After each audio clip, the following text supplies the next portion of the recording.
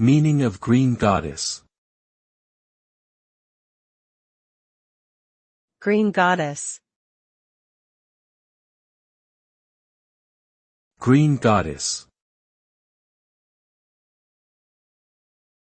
Green goddess.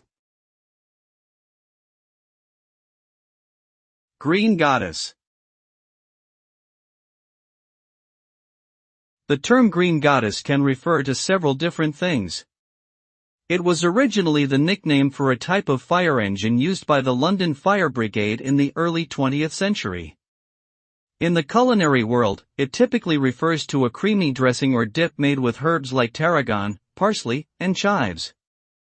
Additionally, the term has been used to describe a female actor or performer who was especially skilled or radiant on stage. Overall, the meaning of green goddess is diverse and context-dependent.